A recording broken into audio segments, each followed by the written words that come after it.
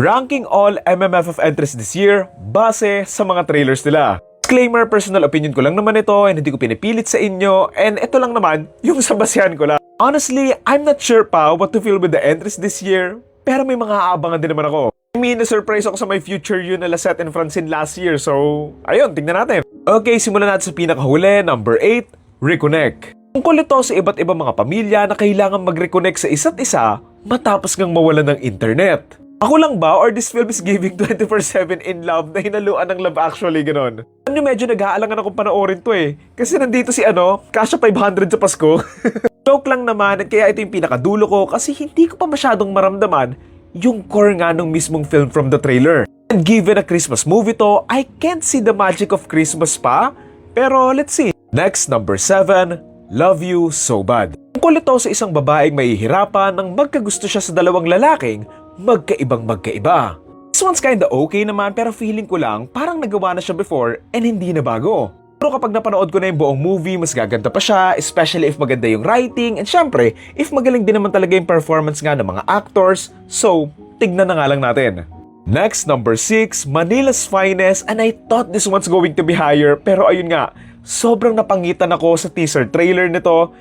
Pero let's see, kasi baka mamaya, pangit lang yung trailer, pero maganda naman yung mismong movie. Mangyayari ito sa panahon nga dati tungkol sa mga kapulisan nga dito sa Pilipinas na nag-iimbestiga sa mga krimen na nangyayari sa mga mahihirap at tagong lugar nga noon sa Maynila.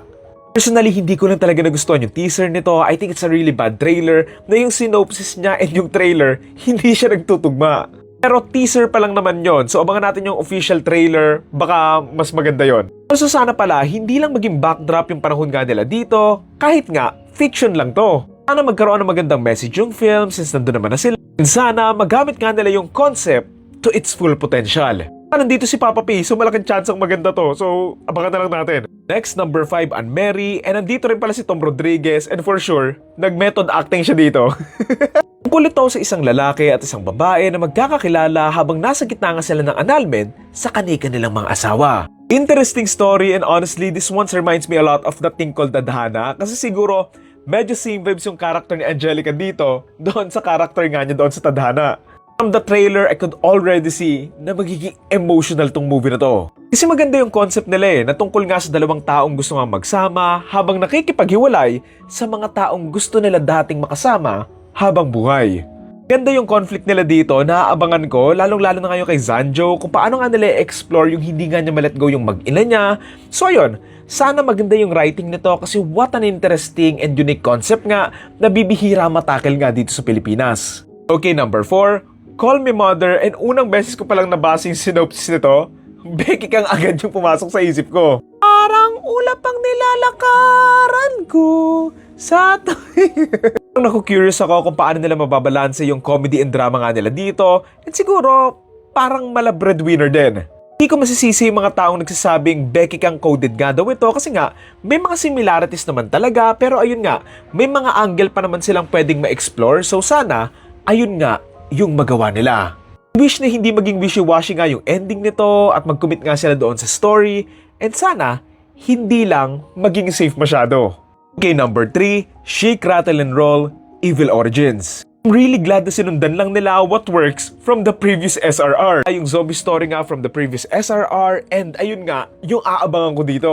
Gaganapin yung story nito sa iba't ibang mga panahon mula 1775, yung Aswang or Sapi story, 2025, yung mga kulto or aswang din, and yung 2050, I think ito na yung kanila Richard and Ivana na may mga aswang na parang zombies nga. Ako lang ba yung na-amaze sa ilang shots nila from the trailer na sobrang kudos sa editors and VFX artists nila. Kasi ang ganda ng pagkakagawa nila ng post-apocalyptic version ng Pilipinas.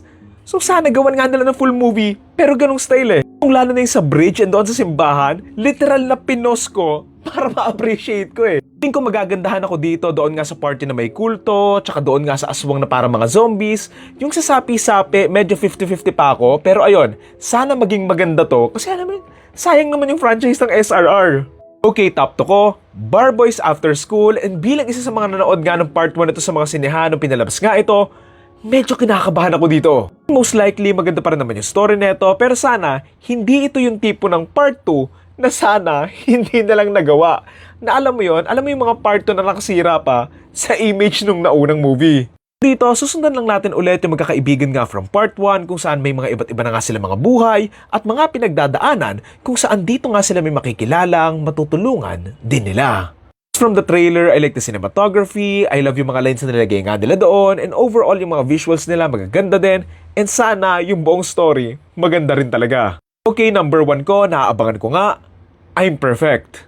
Ito sa dalawang taong may Down syndrome na magkakagusto sa isa't isa at maglalakbay nga ng magkasama. Walang keme-keme, first time kong napanood yung trailer nito, sobrang nanlambot yung puso ko. Gaan lang sa pakiramdam panoorin yung trailer, alam mo yon? Ang cute and refreshing nga lang ng story, and medyo naaalala ko nga dito yung kita-kita eh. Cute ng visuals, ang galing ng performance nga ng mga bida, ang touching ng mga linyahan nila, and yung last shot na tumalon nga sila sa taas nga ng mga bulaklak, tapos bigla silang lumipad. What a great shot!